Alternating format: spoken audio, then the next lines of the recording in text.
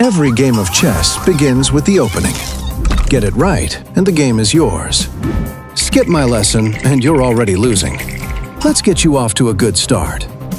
To learn any opening, you need to understand my favorite language, the language of chess.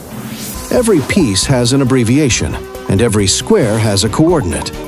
To read a move, you look at the piece's letter, then the square it lands on. Knight to f3 shows up as in f3. One quick thing. Pawns don't get an abbreviation, so a pawn move is just the square it lands on. A pawn moving to e4 is read as, well, e4. That's all you need to follow along. Let's keep moving. Now, some opening strategies you must know. Get these right, and you're already ahead of most beginners. First, control the center. The middle of the board is where the power is. A piece in the center can reach across the whole board. A piece stuck on the side is useless. Get to the middle early. Next, develop all of your pieces. That means bringing them off the back row and into active positions, where they can attack, defend, and control squares. Start with your knights and bishops, but the goal is to get all your pieces active. Finally, castling. This is a special move, so pay attention.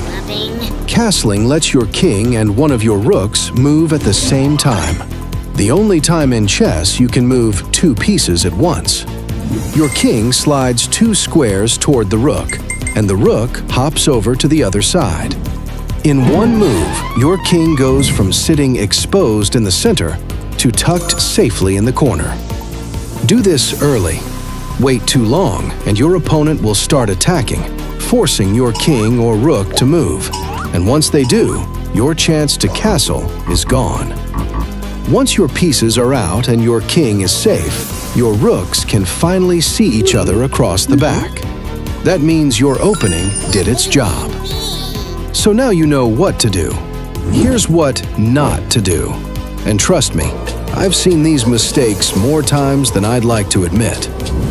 First, don't waste your moves pushing lots of pawns around, especially the ones on the edges. Move one or two central pawns to control the center, then focus on your other pieces. Next, rooks. They belong on open files, the columns with no pawns blocking them. Leave them in the corner too long, and they just sit there stranded behind your pawns. Okay, now your knights. Keep them near the center. In the middle, a knight attacks up to 8 squares. If it's stuck on the edge, only 4. You do the math. And the big one, the queen. She's your most powerful piece, so naturally you want to show her off. Don't. The moment she's out, your opponent will come hunting for her. You'll waste move after move running her to safety while your opponent quietly develops. Lastly, don't be the player who moves the same piece again and again. While you're busy shuffling one piece around, a smart opponent will bring out a new one every turn, and suddenly you're outnumbered.